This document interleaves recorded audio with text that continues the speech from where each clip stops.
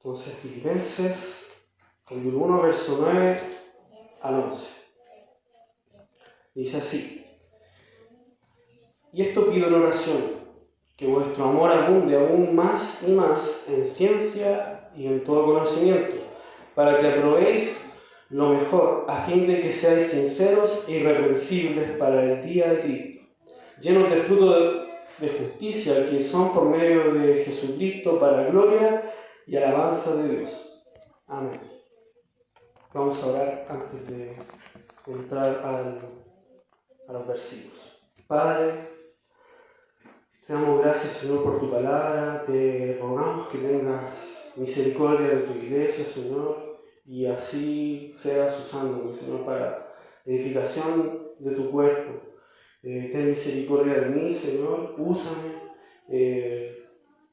La verdad, Señor, reconozco delante de ti mi debilidad, mi incapacidad, Señor, mi insuficiencia. Pero reconozco tu poder y el poder de tu palabra, y en esto descanso, Señor, porque sé, Señor, que tu palabra es poder de Dios para salvación, y confiamos en que tu palabra hará, Señor, que el Espíritu Santo trabajará en nuestros corazones y nos mostrará tu verdad cada día, Señor. Ayúdanos en esta hora, bendice a mis hermanos, que esto sea de edificación a sus vidas, Señor, al igual que para mí. En el nombre de Jesús, amén. Hermanos, quisiera leer los mismos versículos, pero en otra versión, para ir más o menos viendo. En otras versiones es un poco quizás más amigable el lenguaje. En la NBI dice así: esto es lo que pido en oración, que el amor de ustedes abunde cada vez más en conocimiento y en buen juicio. Así podrán discernir lo que es mejor y ser puros e irreprensibles para el día de Cristo, llenos del fruto de justicia que se produce por medio de Jesucristo, para gloria y alabanza de Dios. Esa era la NBI. En la NTV es aún más amigable. La voy a leer. Le pido a Dios que el amor de ustedes desborde cada vez más y que sigan creciendo en conocimiento y entendimiento. Quiero que entiendan lo que realmente importa, a fin de que lleven una vida pura e intachable hasta el día de que Cristo vuelva, que estén siempre llenos de fruto de salvación, es decir, el carácter justo que Jesucristo produce en sus vidas, en su vida, porque esto traerá mucha gloria y alabanza a Dios. Digamos, como es más amigable estos versículos, nos ayudan un poco a entender a lo que apunta el apóstol Pablo. Como decía, esta es la tercera predicación que estamos en esta carta. Anteriormente vimos lo que sería el versículo 3 al 8, que es del versículo 3 al 11, es la oración que hace Pablo, que le explica a los filipenses lo que ora por ellos a Dios, y es como un reporte de lo que él ora por esta iglesia. Este reporte comienza, como decía, en el verso 3 y termina en el 11, y lo podríamos dividir en dos. Que en la ocasión anterior vimos del 3 al 8, que esa sería como la acción de gracias que Pablo hace por los filipenses. Y lo que vamos a ver hoy día es la petición que hace Pablo a favor de la iglesia de Filipos. Anteriormente, la acción de gracias, vimos, por ejemplo, a grandes rasgos, la actitud que Pablo tiene al agradecer a Dios por los filipenses. Lo hace con gozo, y esto a pesar de las circunstancias en las que el apóstol se encontraba, ¿cierto? Estaba preso, esperando una sentencia que posiblemente podría ser de muerte, pero él sigue gozoso por la obra que hace el Señor. Y eso nos da un ejemplo a nosotros también de cómo ante cualquier circunstancia debemos recordar lo que el Señor hizo por nosotros.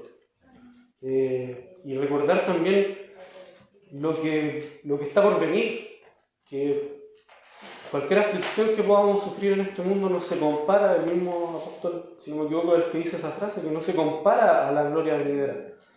Así que, puesto los ojos siempre en nuestro Señor, vimos también algunas razones por las que Pablo agradecía con esa actitud, que él les dice, que era por la participación en el Evangelio que tuvieron esta iglesia desde el primer día. Y esto era un fruto de la obra que Dios había comenzado en ellos, ¿cierto? Vemos, y yo les recordaba también lo que el pastor nos ha enseñado en el estudio de la carta de Santiago, cómo el cristiano, el que es salvo, se identifica o se caracteriza por los frutos. Si Santiago dice que si no tienes obras, tu fe sin obra es vana. Y esto no quiere decir que somos salvos por las obras, ¿cierto? Lo destacaba el pastor y lo repetimos, sino que el que es salvo, obra. Es una consecuencia de obramos porque somos salvos, no para ser salvos. Siempre hay que recordar eso. Entonces, si decimos que tenemos fe y no estamos obrando de acuerdo a esa fe es falsa, es vana. Y el hecho de que esta iglesia fuera partícipe económicamente con las necesidades de Pablo, y esto así ayudaba a la propagación del Evangelio, demostraba que esta era una iglesia que estaba con la fe verdadera, que era cristiana. Vimos que nuestra perfección depende totalmente del Señor, ¿cierto? Cuando en el verso 6 Pablo le dice, estando persuadido de esto, el que comenzó en vosotros la buena obra la terminará hasta el día de Cristo. Esa obra de perfección depende del Señor, pero igual que lo anterior, esa perfección es progresiva y se tiene que reflejar en nuestras vidas. Nosotros si Dios comenzó la obra en nosotros, esta obra de salvación, nosotros vamos a reflejar esa obra que Él comenzó. Entonces el cristiano va a buscar cada vez más santidad, va a anhelar cada vez más santidad, no va a hacerlo perfectamente, pero sí sinceramente va a buscar eso y se va a reflejar. Y eso lo decíamos para que no tomáramos como a la ligera ese versículo y decir, yo soy cristiano y todos mis defectos, no importa el día que el Señor vuelva, van a ser transformados y ya no voy a tener más problemas. Y así vivir una vida licenciosa, ¿cierto? De no luchar con el pecado. Aclarábamos eso, que no se refiere a eso. Eso fue como a grandes rasgos lo que vimos en la predicación anterior. Entonces ahora vamos a entrar a lo que es la petición de estos versículos que vimos. Que con esta petición, con el verso 11, se termina como la introducción de esta carta. Luego ya Pablo entra como a cosas más puntuales y a desglosar quizás lo mismo que vemos en estas peticiones, a hacerlo como con más detalle. Porque aquí como lo primero que leemos en el verso 9 dice, y esto pido en oración, que vuestro amor abunde más y más. Después vemos cómo Pablo profundiza un poco en eso, en cuanto a la unidad de la iglesia, habla sobre esas cosas. Pero eso va a ser para futuras prédicas. Entonces, de esta frase, y esto pido en oración, que vuestro amor abunde aún más y más, podemos comentar tres cosas. La primera es que Pablo pone en preeminencia el amor en la vida del cristiano. Lo segundo que podemos ver de esta frase es que en los filipenses ya existía esta virtud del amor. No era como que él estaba pidiendo que ojalá que esta iglesia tenga amor porque le falta, sino que ellos tienen amor y él pide que eso abunde. Entonces ellos ya tenían amor y lo habían demostrado. Pero Pablo igual pide para que eso abunde. Y tercero, la necesidad continua de crecer en amor, que va relacionado con lo anterior. Entonces veamos lo primero, la preeminencia del amor. La importancia o la preeminencia del amor en el cristiano debe ser algo presente y verdadero en cada uno de nosotros. Pero aquí en estos versículos podríamos preguntarnos de qué amor está hablando Pablo, porque no especifica. No es específico si está hablando de un amor hacia Dios, o un amor hacia los hermanos, o ambas. Pero lo primero que podemos decir es que este amor, por los versículos, por lo que viene después de lo que leímos, que abunde más y más, dice en conocimiento, ¿cierto? A ver, veámoslo. Que abunde más y más en ciencia y en todo conocimiento. Entonces lo primero que podemos decir es que ese amor está sustentado en la verdad y en el conocimiento. No es un amor cualquiera, sino que es el amor. Como sabemos que el verdadero amor está cimentado en Dios, en la verdad.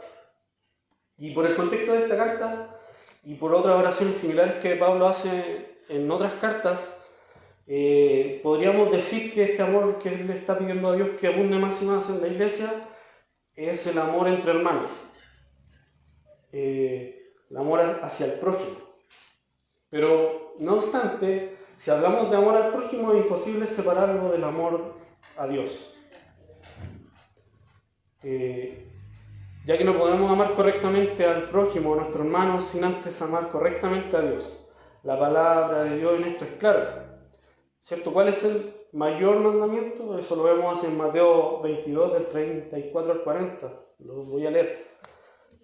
Le dice: entonces los fariseos, oyendo que había hecho callar a los saduceos, se juntaron a una, y uno de ellos, intérprete de la ley, preguntó por tentarle, diciendo: Maestro, ¿cuál es el gran mandamiento de la ley?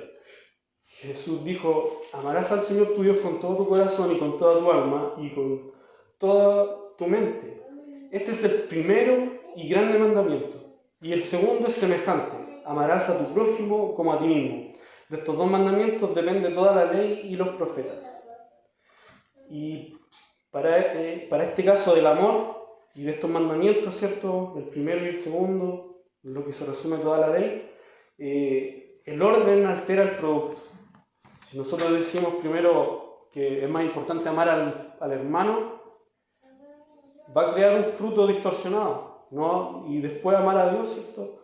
Va a crear un fruto distorsionado, y eso, aunque parezca como si es tan simple entenderlo, lo vemos en la práctica en muchas iglesias, y tenemos también que cuidarnos nosotros de que no ocurra.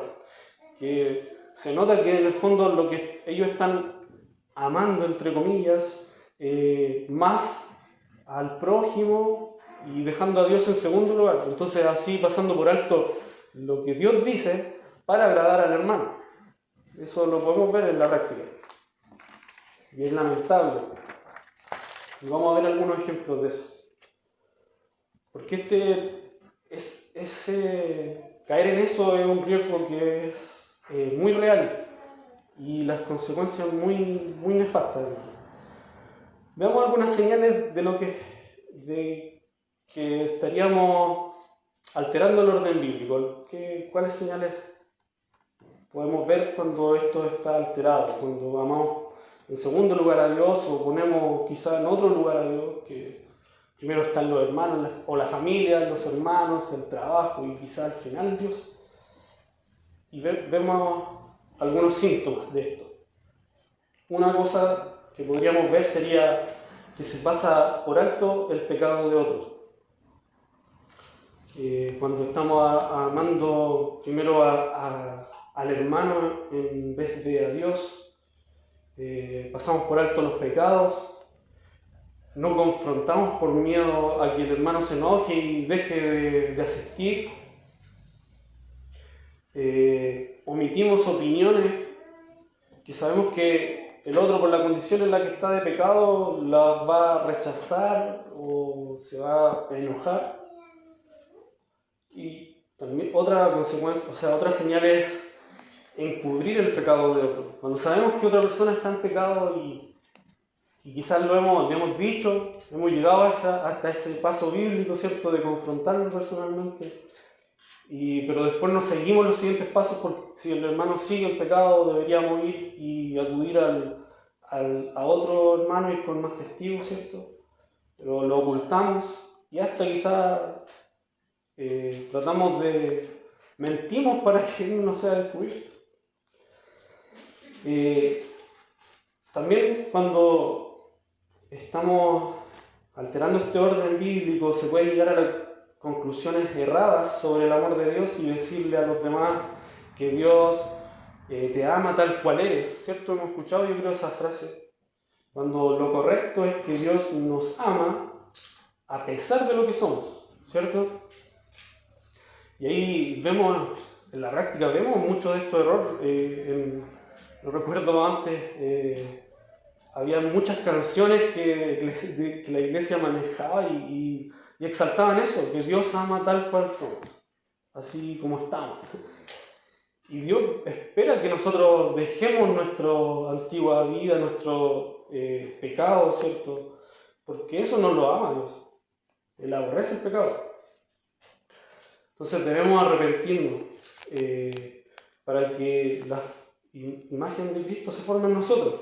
Eso es lo que debemos decirle. Dios te ama a pesar de lo que eres y tienes que arrepentirte para que cada día más crezcas en la imagen de Cristo. Algo eso quizás sería como en lo personal, en lo persona a persona, en lo que veríamos en una iglesia, como iglesia, ¿cierto? ¿Cuáles serían las señales?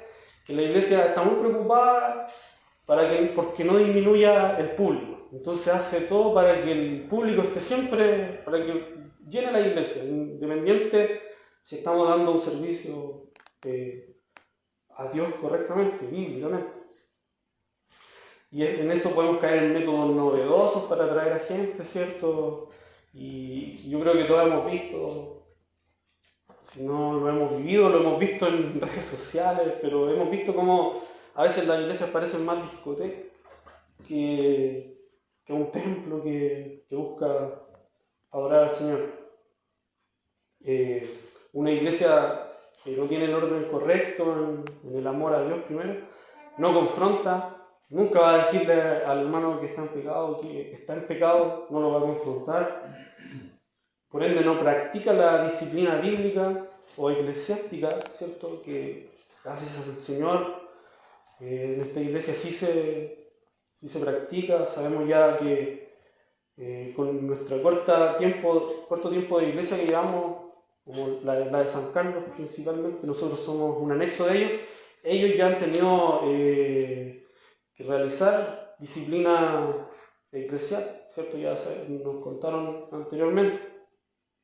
Lo cual es doloroso, ciertamente, saber que hay que llegar a esa instancia en la que como iglesia hay que publicar esto para que confrontar al hermano así públicamente. Es doloroso, pero eso muestra el amor.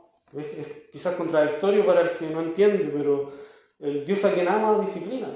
Y lo que se busca es la restauración del hermano. Y sabemos que así es que actúa nuestro hermano San Carlos. Y por último, otro ejemplo de esto es que pierde o nunca adquirió la confianza en la palabra de Dios. Una iglesia que no tiene el orden correcto. No pierde esa confianza en que solo la palabra de Dios es poder para salvación. Y eso lo vemos en todas estas otras señales anteriores, porque cuando salen quizás a predicar o predican en la iglesia misma, buscan estas formas novedosas en vez de ir a la palabra de Dios, que la palabra es la que convence, ¿cierto? O el Espíritu Santo a través de la palabra, más bien. No por nuestra elocuencia, no por nuestra simpatía, por los chistes que podamos tirar desde el púlpito, eso no va a convertir a las personas, sino que solo la palabra de Dios.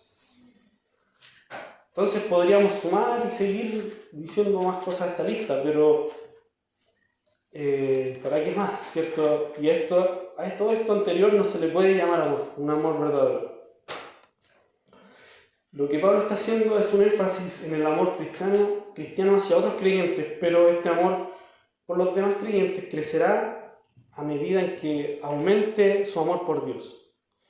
Entre más amen a Dios, mayor será la capacidad de amar a otros. ¿Cierto?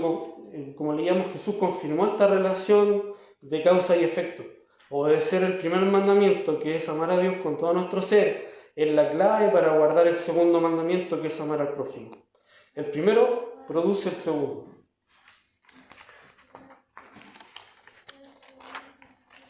Y esto, hermanos, es real cuando conocemos más a Dios, ¿cierto? Su santidad, su perfección, su justicia.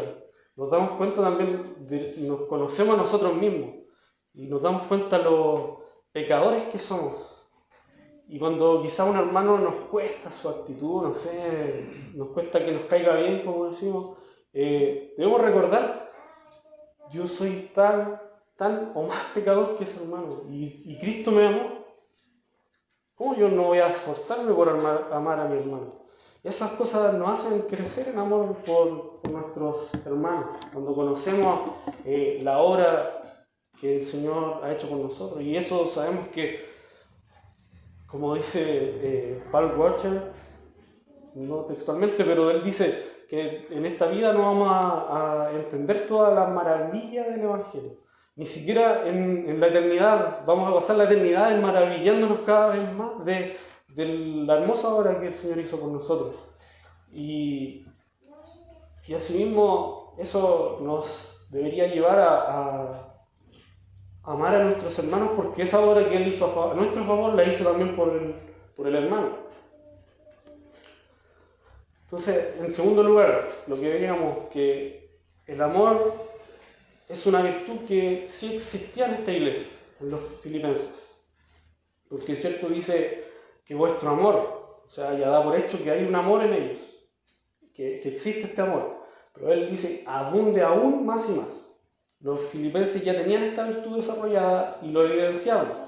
No cabía duda que los filipenses tenían el amor correcto, que se basa en la verdad de Dios, pero para Pablo esto no quiere decir que debía sacarlo de su lista de oración por estos hermanos. Como quien tacha un ítem logrado, ¿cierto? Y ya los hermanos ya tienen amor, ya no sigo orando por ellos. Esto debería también ser un ejemplo para nosotros de cuando vemos que un hermano se destaca en algo. Debemos orar para que eso siga abundando en él.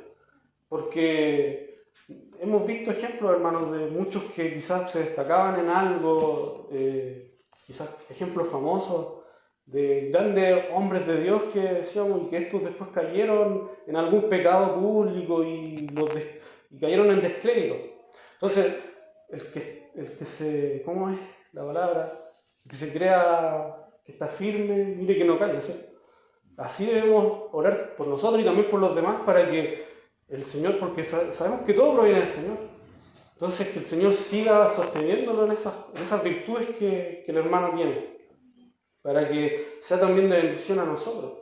Por eso es importante, hermano, orar siempre por el pastor, los diáconos, los que están quizás como en liderazgo, en puestos que son públicos, ¿cierto? Para que ellos no caigan en descrédito nunca. No tanto por su reputación personal, sino por la reputación de Cristo, porque ellos son la primera imagen que el mundo ve de la iglesia, del cuerpo de Cristo. Entonces, si un pastor cae en pecado, es Cristo al que se blasfema cuando dicen, este pastor es tal o cual cosa. Entonces debemos orar siempre por el pastor, para que nunca caiga en descrédito, nunca el Señor lo mantenga siempre irreprensible ante los ojos de todos. Y así también los hermanos que tienen una virtud destacada en el servicio. Y por todos, en el fondo es todos.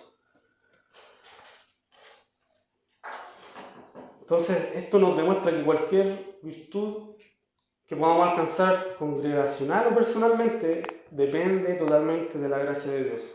Por lo que si vemos, ¿cierto?, que una iglesia, un hermano destaca en alguna virtud o habilidad o don, no debemos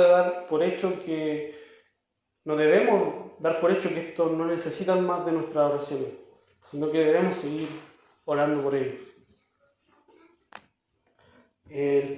Lo tercero que podemos comentar de esta frase, de la primera frase de estos versículos, es, en lo particular, ¿cierto?, el texto nos recuerda la necesidad continua de crecer en amor, virtud que para Pablo es la mayor. Lo vemos en 1 Corintios 13:13, y dice Pablo, y ahora permanece la fe, la esperanza y el amor, estos tres, pero el mayor de ellos es el amor.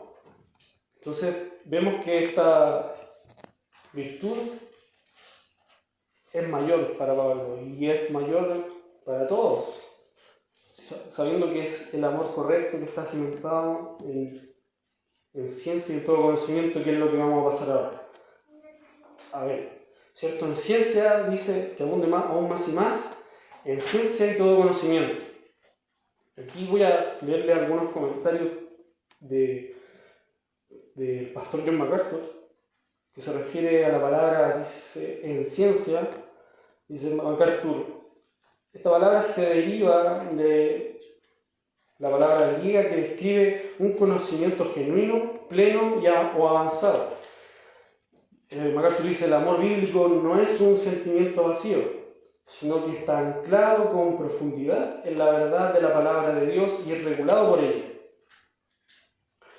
Esto nos lleva a lo anterior, cuando amamos a Dios, amamos lo que Dios ama. Amamos su palabra, anhelamos conocerle más y más. Entre más conocemos a Dios y su obra a nuestro favor, más nos damos cuenta de nuestra condición frente a Él, que aún siendo pecadores y inmerecedores de su perdón, Él nos salvó, de pura gracia. Y si Dios me amó a pesar de lo que soy, ¿cómo no esforzarme por amar a mi hermano a quien el Señor también salvó? Y que decíamos anteriormente. Y la palabra en todo conocimiento, que en el original es, me va a costar pronunciarlo, Ais 6, algo así. Pero es una palabra muy complicada, pero se puede traducir, ¿cierto?, como estética o discernimiento. Esta palabra se deriva, ¿cierto?, de la palabra griega que también se traduce como discernimiento, por lo que alude a la percepción moral y la sabiduría necesaria para la aplicación práctica del conocimiento. El amor no es ciego, sino perceptivo y tiene capacidad de hacer un escrutinio cuidadoso de las cosas para distinguir entre lo correcto y lo incorrecto. Entonces aquí vemos por un lado vemos el conocimiento pleno, que lo encontramos en la palabra de Dios, pero este conocimiento sin discernimiento no es completo, porque podemos saber mucho la palabra de Dios, pero no saber aplicarla a nuestra vida o a la vida de otros hermanos. Podemos saber mucho de teología, pero no saber aplicarlo de forma práctica. Entonces ahí es donde Pablo enfatiza en eso, que ustedes sepan cada vez más la verdad y sepan aplicarla, sepan cómo actuar de acuerdo a lo que ustedes ya saben. Y pide que en eso crezcan más y más. Todo esto para que el amor de ellos abunde más y más. Steve Lawson comenta sobre esto, lo siguiente. Mostrar el amor cristiano de una forma correcta requiere una perspicacia por Dios para entender a las personas y sus situaciones. Para ello se necesita la sabiduría práctica que solo Dios puede dar. El amor genuino nunca opera sin conocimiento, requiere un discernimiento correcto de las necesidades reales de las personas en sus circunstancias. El conocimiento verdadero no se refiere al simple hecho de saber cosas intelectualmente, se refiere a entender con el corazón la vida de las personas y a percibir sus necesidades más profundas para poder suplirlas de la mejor manera. Pablo no está orando para que los filipenses se vuelvan más inteligentes, sino para que sean más sabios en su cuidado mutuo. Su oración es por compasión, no por conocimiento como tal. Pide que les sea dado entendimiento espiritual para que puedan saber cómo amar mejor a los demás. Una vez más, hermanos, dependemos de Dios para poder tener el discernimiento correcto que solo procede de Dios. Debemos orar los unos por los otros para que el Señor nos dé discernimiento, para poder aplicar con el corazón el conocimiento que hemos adquirido. como decía anteriormente, ¿de qué nos sabe? Nos vale conocer intelectualmente la Escritura y la teología si no sabemos aplicarla sabiamente con el corazón.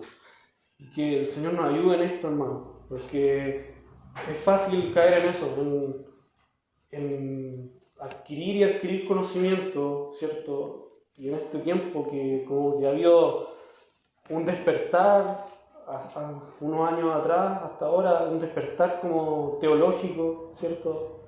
Y de los cuales quizás nosotros, algunos de nosotros, hemos sido bendecidos por eso.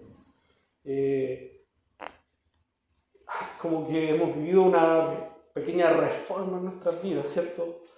Pero vemos mucho, y quizás yo lo cuento también, al principio era como más el haber conocido las doctrinas de la gracia, las 5 solas, como que yo quería andar derribando todo argumento distinto a eso. Y eso era tener conocimiento, pero no discernimiento. Y quizás muchas veces actuamos de forma incorrecta. Por eso, que el Señor nos ayude a no caer en eso, a madurar, que cada vez que crezcamos en conocimiento nos haga cada día más humildes, porque el entender la obra del Señor y todas sus verdades debería hacernos cada vez más pequeños, el Cristo crecer en nosotros y nosotros menguar. Y no lo contrario, que vemos en la práctica muchas veces. Esto nos lleva entonces al siguiente versículo, versículo número 10. Y podríamos preguntarle al texto, ¿para qué debemos abundar más y más en amor? Y el verso 10 dice, para que aprobéis lo mejor, a fin de que seáis sinceros e irreprensibles para el día de Cristo. Entonces, para que aprobéis lo mejor, que la palabra aprobar es dokimazo. Se refiere a un método que se usaba para probar metales y monedas y así determinar si cumplían con los estándares requeridos. Esto significa que Pablo está orando para que puedan discernir qué es lo mejor al amar a otros, es decir, que sepan cuáles necesidades son las más importantes. Debemos orar para tener discernimiento espiritual al amar a otros, para que realmente edifiquemos según su necesidad. Y a veces uno tiene la buena intención de querer ayudar a otro, pero no sabemos cómo. No sé si se ha visto en ese... Y a veces incluso ayudando podríamos estar, en vez de mejorar las cosas, estar empeorando. Si vemos quizás que un hermano, no sé, voy a poner un ejemplo bien como inusual, no sé. Un hermano está pasando necesidad y nosotros podríamos quizá decirle que hay una oportunidad de trabajo en tal o cual lugar, pero en vez de eso vamos y le damos mercadería, lo cual está bien. Pero y si el hermano si no discernimos que el hermano quizás tiene una inclinación a la pereza, estamos alimentando esa pereza. Cuando podríamos decirle, hermano, anda a hablar con tal persona, dile que yo te recomendé, si tuviéramos, por eso digo esto es un ejemplo, yo no tengo esa capacidad. Dile que yo te recomendé y trabaja, vaya a tener trabajo y no te va a faltar. Eso lo ayudaría. Solo en el caso que todas estas cosas se dieran, ¿cierto? Pero eso, hay que tener discernimiento para estas cosas. ¿Con qué fines que necesitábamos abundar en amor basado en conocimiento y discernimiento correcto que proviene de Dios y que sopesa que es lo mejor para mi hermano? ¿Con qué fin todo esto? Ahí Pablo responde, el texto responde, a fin de que seáis sinceros e irreprensibles. Y la palabra sinceros significa genuinos. Y aquí también me sujeto, no sé si estas son las palabras de MacArthur o Steve Lawson, pero ambos es lo que acudí para ayudarme, coincidan en esto, que es posible que el significado original haya sido probados por la luz del sol. En el mundo antiguo habían comerciantes deshonestos que rellenaban con cera las grietas de los productos cerámicos. Y así después los pintaban y le daban los toques finales con el fin de dificultar su distinción entre los artículos de buena calidad, que eran mucho más costosos, ¿cierto? Y la palabra literalmente, si lo vemos o la separamos, es sincero, sincera.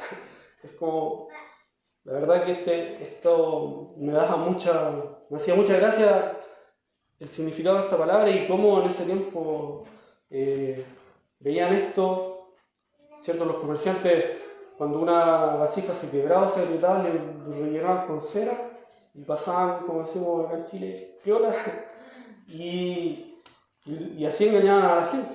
Entonces aquí Pablo está diciendo que no haya en nosotros ninguna grieta, ninguna falsedad encubierta entre nosotros. Dice, la única manera de evitar este fraude era exponer los recipientes y utensilios a la luz del sol para que se hicieran evidentes las grietas rellenas de cera. Los vendedores certificados ponían una marca que decía sin cera en sus cerámicas finas y costosas porque resistían la prueba del sol.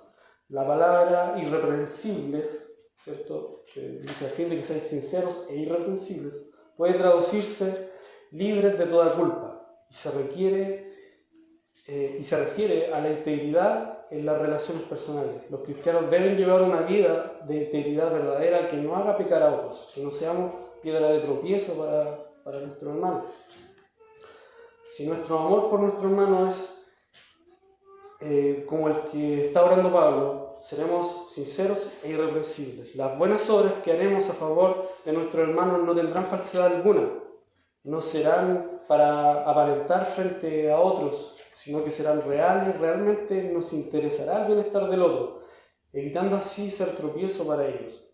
¿Cierto? Hay muchos que actúan de buena forma, son buenas personas, como decimos, pero muchas veces no son sinceros. No lo hacen realmente porque hay amor en ellos, sino que quieren ellos ser amados, ser resaltados, glorificados. Y es lamentable eso, hermano. Lo vemos mucho en el mundo y también se ve en la iglesia. Que muchas personas están, quizás, no pasa aquí, gracias a Dios. No, a la vista, por lo menos. Pero yo anteriormente veía que muchos estaban sirviendo visiblemente para ser vistos, reitero, y no porque realmente les interesaba, sino que querían tener un puesto de preeminencia en la iglesia. Eso pasa en algunas congregaciones, y no porque realmente hay amor por el hermano, amor por el servicio. Como decíamos, el amor primero es para Dios. Nosotros servimos porque amamos a Dios, sabemos que este es su cuerpo, entonces por eso es que debemos servir, y eso también se traduce en amor al prójimo. Entonces que el Señor nos ayude en esto también, hermanos. Y todo esto debe ser hasta el día que Cristo vuelva, ¿cierto? Debemos perseverar en amar desinteresadamente a los demás hasta el final, que es lo que dice el versículo. Para que aprobéis lo mejor a fin de que seáis sinceros e irreprensibles para el día de Cristo. O sea, esto es, debemos perseverar en este amor, y si nos cuesta amar, perseverar en la oración para que el Señor nos ayude a amar al hermano. Quizás no nos cuesta no nos cuesta con todos tener ese amor fraternal, pero debemos orar por ese hermano, por el amor que debo tenerle a ese hermano que quizás me cuesta más, para que en el día de Cristo seamos hallados sinceros e irreprensibles. Verso 11, hermano. Llenos del fruto de justicia que son por medio de Jesucristo, para gloria y alabanza de Dios. Llenos del fruto de justicia que son por medio de Jesucristo. Este fruto de justicia comienza a brotar y a crecer en sus vidas en el momento de su conversión, hablando de los filipenses, y también se aplica a nosotros. La causa es nuestra fe en Cristo y el efecto es nuestro amor hacia nuestro prójimo. La raíz es el nuevo nacimiento y el fruto es el amor. Dicho de otra manera, el nuevo corazón que recibimos en el nuevo nacimiento nos lleva a amar a los demás creyentes. Este fruto de justicia práctica se evidencia claramente en la vida de los verdaderos creyentes. Entonces vemos que el amor a nuestros hermanos es una señal de que nosotros somos verdaderos creyentes. ¿Y todo esto para qué? Como dice el verso, al final del verso 11. Para gloria y alabanza de Dios. Para el bien supremo de la vida cristiana, ¿cierto? ¿Cuál es el bien supremo? Glorificar a nuestro Señor, disfrutar de Él. Propósito, que es el propósito más alto que debemos tener en nuestra vida. La meta final, en la oración que Pablo hace por ellos, es que Dios sea exaltado y glorificado. Esta meta principal debe ser su motivación suprema en todo lo que hagan. En todo lo que hagamos, hermanos, debe ser nuestra meta principal y primordial, el darle gloria y alabanza a nuestro Señor. Solo Dios es digno de toda alabanza. Él no comparte su gloria con nadie más y debemos tener cuidado de no insinuar lo contrario a través de la forma en la que vivimos y amamos. En todo lo que hacemos, nuestra pasión debe ser la búsqueda y el reflejar la gloria de Dios. Para ir terminando, hermanos, hagamos algunas preguntas prácticas para aplicar a nuestro corazón. Hemos visto la oración de Pablo, ¿cierto? En la ocasión anterior, una acción de gracias. Cómo esta oración de la acción de gracia y la petición que hoy vimos es un ejemplo para nuestra vida. Y esto debería hacernos la siguiente pregunta. ¿Oramos por nuestros hermanos? Cada uno respóndalo en su corazón. Y examinémoslo, hermanos, para que tengamos en cuenta lo que hemos aprendido de esta oración de Pablo. Y si oramos por la unidad de la iglesia, tenemos eso como algo importante en nuestras oraciones. Deseamos que nuestros hermanos crezcan en conocimiento y en amor. ¿Está eso presente en nuestras oraciones? Que oramos para que nuestros hermanos vivan por las cosas más importantes. Muchas veces, hermanos, lo digo porque yo creo que a todos nos pasa cuando en esta misma ocasión que somos poquitos, podemos decir, pucha, los hermanos no tienen a Dios que en primer lugar, podemos decir una pila de cosas. Pero estamos orando para que ellos sí tengan a Dios en el primer lugar. Entonces también somos un cuerpo y tenemos responsabilidad de lo que los hermanos carecen. Entonces, seguimos preguntando. En nuestras oraciones demostramos que queremos que nuestros hermanos sean aprobados en la venida del Señor, como Pablo ora para que ellos sean hallados sinceros e irreprensibles. Oramos de esa misma forma por nuestros hermanos y por nosotros mismos, para que nuestros hermanos y nosotros, o la iglesia, lleve fruto. Oramos para que aquí en esta iglesia se honre y glorifique solo a Dios. Todas estas cosas, hermanos, debemos incluirlas en nuestras oraciones, que el Señor nos ayude en esto.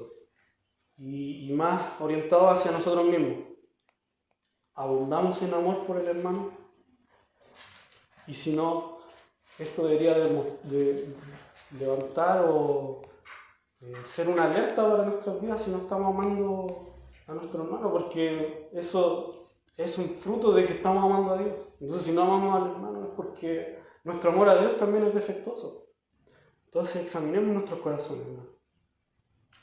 Cuando ayudamos a un hermano, lo estamos haciendo porque realmente le amamos y nos importa su bienestar y crecimiento, o solo para ser visto, como decíamos en los ejemplos.